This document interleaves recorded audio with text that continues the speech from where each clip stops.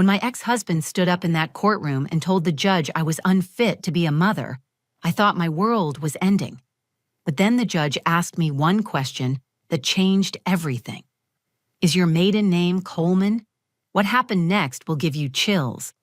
Standing there in that sterile courtroom, watching Colton's smug expression as his lawyer nodded in agreement, I felt my knees go weak. This was it. This was the moment I was going to lose my daughter forever. The judge's gavel might as well have been a hammer about to shatter my entire world into pieces. My name is Kenna Coleman Vaughn, and I'm a 34-year-old pediatric nurse who had been fighting the battle of my life for 8 months. Not against cancer, not against some rare disease, but against my own ex-husband, who wanted to take away the most precious thing in my world, my 8-year-old daughter, Brielle. Brielle isn't just my daughter. She's my best friend, my reason for getting up every morning, and the little girl who still crawls into my bed during thunderstorms.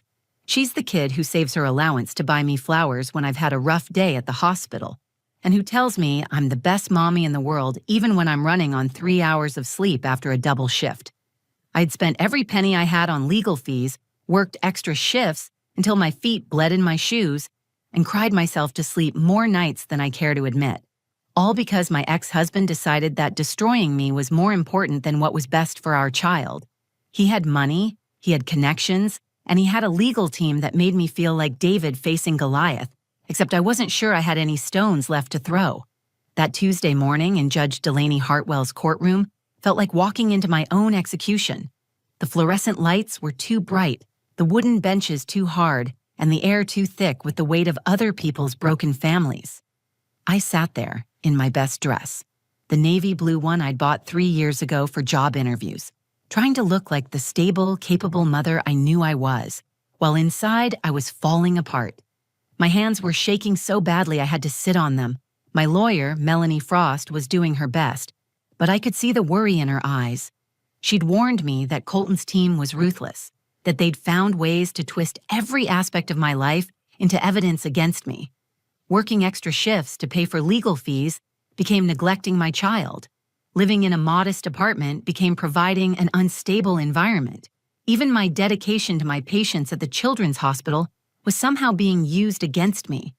Colton Vaughn, my ex-husband, sat across the courtroom looking like he'd stepped out of a magazine. Perfectly pressed suit, confident posture, that same charming smile that had fooled me for 10 years of marriage. Next to him sat Harrison Blackwood, his attorney, a man whose reputation for destroying opposing parties was legendary in our small city. They looked like they'd already won, like this was just a formality before they took my daughter away from me. My parents, Wesley and Paige Coleman, had flown in from Oregon, spending money they didn't have to be there for me. My dad kept clenching and unclenching his fists, wanting to protect his little girl but powerless in this legal battlefield. My mom held tissues in her purse, ready for the tears she was sure would come. My sister Tegan had been texting me encouragement all morning, but even her usual optimism couldn't penetrate the dread that had settled in my chest like a stone. The hardest part was knowing that Brielle was at school, probably sitting in her 3rd grade classroom, completely unaware that her entire future was being decided by strangers in suits. She'd hugged me extra tight that morning, sensing something was wrong even though I'd tried to act normal. "Mommy, you look pretty today," she'd said, straightening my necklace with her small fingers. If only she knew that her mommy was about to fight the most important battle of both their lives. 10 years earlier, I had married Colton believing I'd found my fairy tale. He was charming, successful, and seemed to want the same things I did. A family, a home filled with laughter, children who would grow up feeling loved and secure. For the first few years, it felt like we were building something beautiful together. But fairy tales don't prepare you for what happens when the person you love starts to change, or maybe shows you who they really were all along. Colton's charm turned into control. His success became more important than our family. When Brielle was born, instead of bringing us closer together, she became another source of tension between us. I threw myself into being the best mother I could be while working as a pediatric nurse at Children's Memorial Hospital. I loved my job. There's something magical about helping sick children get better, about being the person who holds their hand when they're scared, who makes them laugh when they're hurting. But Colton saw my dedication as a threat to his image of the perfect corporate wife. The cracks in our marriage started small. He'd complain when I had to work late shifts. He'd make snide comments about my salary compared to his. He started questioning every decision I made about Brielle, undermining me in front of her, making me second-guess myself as a mother. Why did you let her eat that? Why isn't she in bed yet? Why can't you manage your schedule better? The questions never stopped, and neither did the criticism. When Brielle turned 6, things got worse. Colton started working later, traveling more, and when he was home, he was distant and irritable. He'd come home from business trips with expensive gifts for Brielle but barely acknowledge me. He'd take her to fancy restaurants and tell her how lucky she was to have a daddy who could afford nice things, while giving me pointed looks that said everything about what he thought I couldn't provide. The breaking point came on a Tuesday night last year. I'd worked a 14-hour shift because 2 nurses had called in sick, and we had a little boy who'd been in a car accident fighting for his life. I got home at midnight to find Colton waiting for me in the kitchen, arms crossed, furious. Brielle had a school project due tomorrow. She's been crying for 2 hours because her mommy wasn't here to help her. I felt like someone had punched me in the chest. I ran upstairs to find Brielle asleep at her desk, tears dried on her cheeks, a half-finished poster about butterflies spread out in front of her.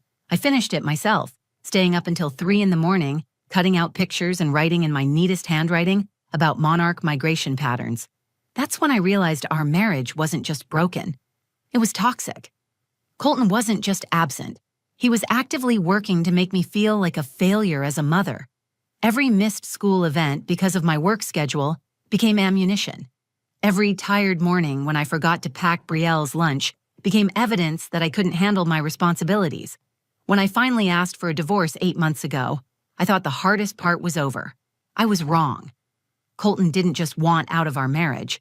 He wanted to destroy me. Within a week of me filing the papers, he'd hired Harrison Blackwood and begun documenting every single thing I did as a mother. He installed cameras in our house before I moved out, recorded our conversations, and started building a case that would paint me as unfit. The morning of the custody hearing, I sat in my car outside the courthouse for 20 minutes, unable to make myself walk through those doors. My hands were shaking so badly I couldn't get my lipstick on straight. Brielle had asked me at breakfast, "Mommy, will I still live with you after today?" I'd forced a smile and promised her yes, but the truth was, I wasn't sure I could keep that promise. My lawyer, Melanie Frost, met me at the courthouse steps. She was kind and competent, but she was also overworked and underpaid, handling public defense cases because that's all I could afford. "Kenna, I'm not going to lie to you," she said, her voice gentle but honest. "Colton's team has resources we don't have. They've built a strong case, but we have something they don't, the truth about who you are as a mother." My parents had flown in from Oregon, my dad taking time off from his job at the lumber mill, my mom using vacation days from the elementary school where she worked as a secretary. They sat behind me in the courtroom, solid and supportive, but I could see the worry in their eyes. They'd raised me to be strong, to fight for what was right, but this felt like a battle I was destined to lose. My sister Tegan had wanted to come, but someone had to stay home with her own kids. She'd been texting me encouragement all morning. "You're the strongest person I know, Kenna. Brielle knows who her real parent is. That judge is going to see it too." But sitting there in that courtroom, watching Colton's confident smirk and Harrison Blackwood's expensive suit, I felt anything but strong. I felt like David facing Goliath, except I wasn't sure I had any stones left to throw. When Harrison Blackwood called Colton to the stand, I watched my ex-husband transform into the perfect witness. Gone was the man who used to throw dishes when dinner wasn't ready on time, who would give me the silent treatment for days when I disagreed with him. In his place sat a concerned father, speaking in measured, reasonable tones about his worry for our daughter's well-being. "Your Honor," Colton began, his voice steady and convincing, "I didn't want it to come to this. I've tried to work with Kenna, but her behavior has become increasingly erratic since our separation." I felt my stomach drop as he continued. He painted a picture of me as an absent mother, working double shifts, not out of necessity, but out of some misguided sense of martyrdom. According to Colton, I chose work over my daughter, leaving Brielle with babysitters and neighbors while I pursued my nursing obsession at the expense of our family. She's never home, Your Honor. Brielle comes to my house on weekends crying because her mother missed another school event, another parent-teacher conference. The child is suffering because Kenna refuses to prioritize her own daughter. Every word felt like a physical blow. He twisted every sacrifice I'd made, every extra shift I'd worked to pay for this very legal battle, into evidence of my inadequacy as a mother. When he mentioned finding Brielle doing homework alone at 10 o'clock at night because I was working late, I wanted to scream that I'd been saving a 7-year-old's life that night, that I'd held that little boy's hand while surgeons worked to repair his damaged organs. But Harrison Blackwood wasn't finished. He stood up, straightening his tie, and delivered the killing blow with surgical precision. Mr. Vaughn, in your opinion, is your ex-wife mentally and emotionally stable enough to provide proper care for your daughter? Colton paused for effect, looking directly at me with what appeared to be genuine concern. Your Honor, I love Kenna. I always will. But she's been living in denial about her limitations as a single mother. She's exhausted, financially unstable, and frankly, I'm worried about Brielle's safety in her care. The lies came so smoothly, wrapped in such reasonable language, that for a moment I almost believed them myself. He talked about my erratic work schedule, as if I were some kind of party girl, instead of a nurse trying to keep the lights on. He mentioned my modest living situation, as if loving my daughter in a 2-bedroom apartment was somehow child abuse. Then came the moment that nearly destroyed me. Harrison Blackwood leaned forward and asked, Mr. Vaughn, do you believe your ex-wife has been truthful with this court about her ability to provide for your daughter? Colton looked straight at Judge Hartwell, his expression grave and sorrowful. Your Honor, Kenna has always been a liar. She lied about wanting children when we first got married, saying she wasn't ready when I brought up starting a family. She lied about her commitment to our marriage, working longer and longer hours to avoid dealing with our problems. And now she's lying about being able to provide for Brielle. She can't even afford a decent lawyer. The silence in that courtroom was deafening. I felt my face burn with humiliation as every person in that room absorbed Colton's words. My parents sat behind me, and I could hear my mother's sharp intake of breath. Even my own lawyer looked stunned by the calculated cruelty of his testimony. Harrison Blackwood nodded approvingly and turned to face Judge Hartwell directly. Your Honor, Mrs. Vaughn has no credibility. The evidence shows a clear pattern of deception and instability. She works excessive hours, lives in substandard housing, and has demonstrated a consistent inability to put her daughter's needs first. My client can provide Brielle with security, consistency, and most importantly, honesty, something her mother apparently cannot. I watched Judge Delaney Hartwell taking notes, her expression unreadable. She was a stern woman in her 50s, with graying hair and sharp eyes that seemed to see everything. I'd researched her before the hearing and knew she had a reputation for being fair but tough. Right now, she looked like a woman who'd heard enough broken promises and false claims to last a lifetime. The worst part was that some of what they were saying contained grains of truth. I did work long hours. I was struggling financially. I was exhausted most of the time. But they were taking my efforts to be a good mother and provider and twisting them into evidence that I was a bad one. When it was my turn to cross-examine Colton, Melanie did her best, but I could see we were fighting an uphill battle. Every question she asked seemed to give him another opportunity to paint himself as the stable, reliable parent and me as the chaotic, unreliable one. Sitting there watching my ex-husband systematically dismantle my character, I felt like I was watching my daughter slip away from me one lie at a time. The man I'd once loved was destroying me with surgical precision, and there seemed to be nothing I could do to stop it. I was David facing Goliath, and I was running out of stones. When Melanie called me to the stand, my legs felt like they might give out beneath me. I'd watched Colton's performance, seen how easily he'd convinced the room that I was an unfit mother, and I knew I had to do something different. All the legal strategies we'd practiced, all the careful answers we'd rehearsed, suddenly felt hollow and scripted. As I walked to the witness stand, I caught sight of my parents. My dad gave me the smallest nod, the same one he'd given me when I was 8 years old and afraid to get up on stage for my first school play. My mom pressed her hand to her heart, a gesture that meant, speak from here, not from your head. I decided in that moment to throw out everything Melanie and I had planned. If I was going down, I was going down telling the truth about who I really was, not reciting some sanitized version designed to sound good in court. Your Honor, I began, my voice shaking but growing stronger with each word. Everything Colton said about me working long hours is true. I do work double shifts sometimes. I do come home exhausted. But what he didn't tell you is why. I looked directly at Judge Hartwell, ignoring Harrison Blackwood's disapproving frown. 8 months ago, when I filed for divorce, I had exactly $437 in my personal checking account. Colton had controlled our finances for our entire marriage. I had a joint account I couldn't access and credit cards he could cancel at any time. So yes, I work extra shifts. I work them because every hour I'm at that hospital is another hour I can prove I can support my daughter. The words started pouring out, and I couldn't stop them. I work extra shifts because legal fees cost money I don't have. I work them because I'd rather be exhausted than lose Brielle. And I work them because I love what I do. I'm a pediatric nurse, Your Honor. I spend my days taking care of other people's children who are fighting for their lives. I could see Melanie looking nervous, probably worried I was going off script, but I pressed on. Colton says, I'm never home. But what he doesn't mention is that when I am home, I'm completely present.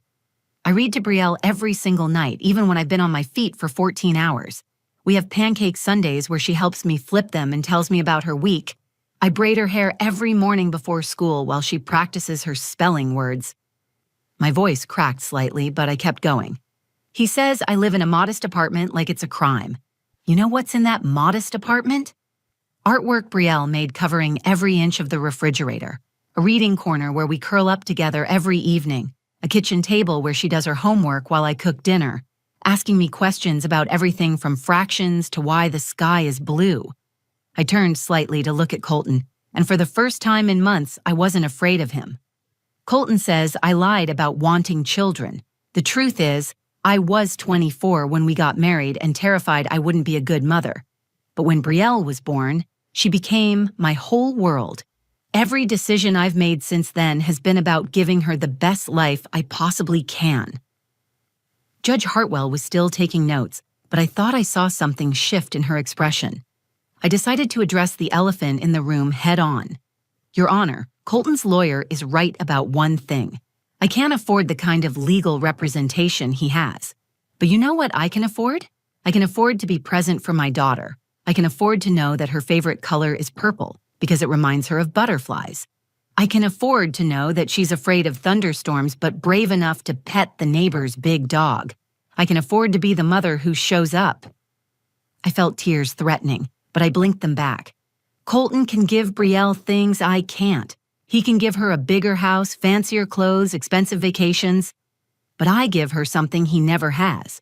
I give her my complete attention when I'm with her. I give her consistency in the ways that matter. And I give her a mother who would fight heaven and earth to protect her. My voice grew stronger as I reached my conclusion. Your Honor, I'm not perfect. I make mistakes every single day, but I love my daughter with every fiber of my being, and she knows it. When she's scared, she calls for me.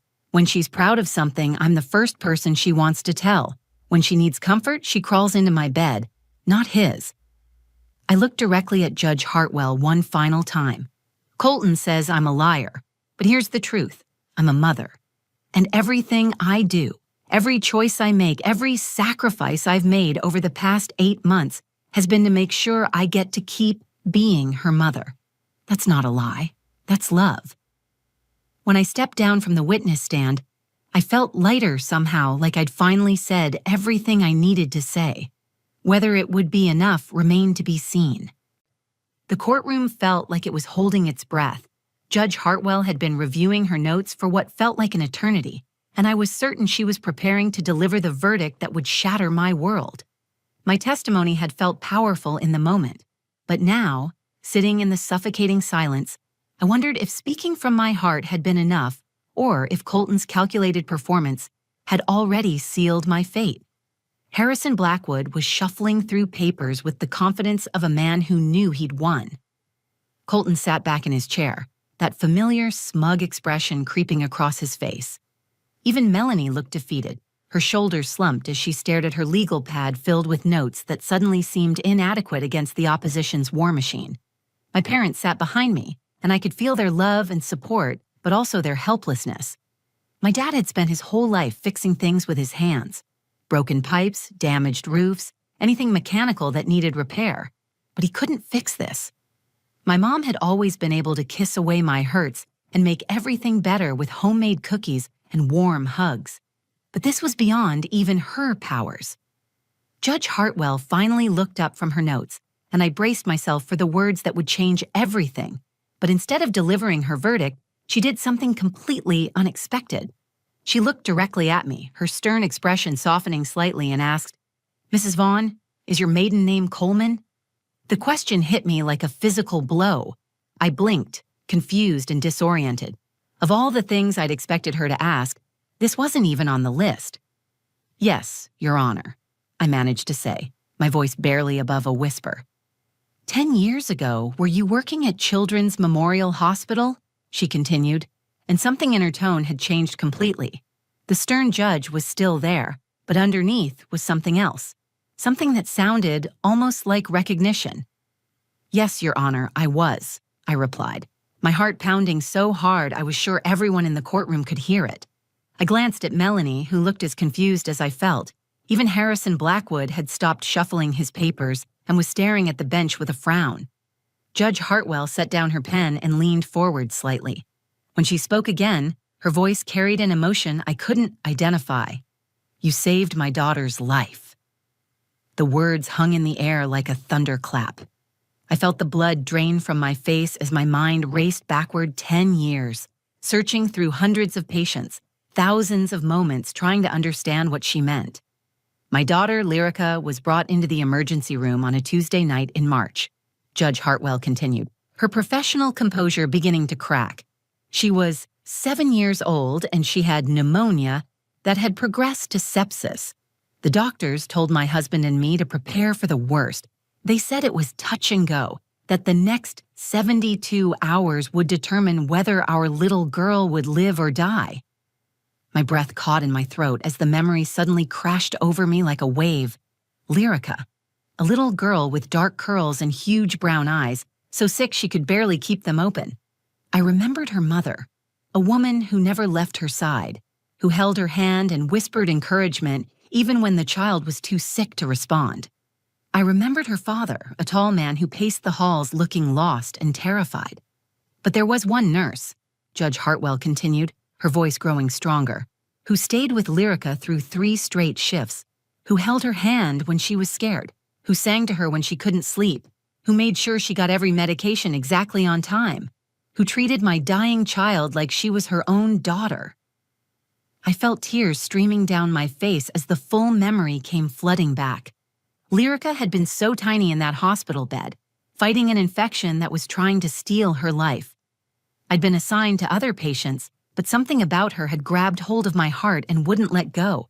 I'd stayed past my shifts, ignored my supervisor's warnings about overtime, and refused to leave her side during the worst of it. That nurse was Sarah Coleman, Judge Hartwell said, using my maiden name. And when Lyrica finally turned the corner, when her fever broke and she opened her eyes and asked for water, that nurse cried harder than I did. I remembered that moment perfectly. The relief, the joy, the overwhelming gratitude that this beautiful little girl was going to be okay. I'd hugged her parents, and her mother had whispered, "Thank you," over and over while her father shook my hand with tears in his eyes. Judge Hartwell looked directly at Harrison Blackwood, her voice regaining its judicial authority but carrying an edge of steel I hadn't heard before. "You didn't just do your job that week, Mrs. Vaughn. You treated my child like she was your own. And now Mr. Blackwood wants me to believe you can't be trusted with your own daughter?" The gavel came down with a sound that echoed through my soul. "The court awards primary custody to Mrs. Kenna Coleman Vaughn," Judge Hartwell announced, her voice firm and final. "Mr. Vaughn will be granted supervised visitation every other weekend, pending successful completion of co-parenting classes." I collapsed into Melanie's arms, sobbing so hard I couldn't breathe. 10 months of fear, exhaustion, and heartbreak poured out of me in that moment. Behind me, I heard my mother crying and my father's quiet, Thank God, whispered under his breath. Melanie was hugging me tight, whispering, we did it, over and over. Across the courtroom, Colton sat frozen in his chair, his face a mask of shock and disbelief. Harrison Blackwood was already packing his briefcase, his expensive strategy crumbling around him like a house of cards.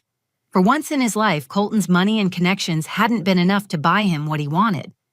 Judge Hartwell continued speaking, but her words felt like they were coming from underwater.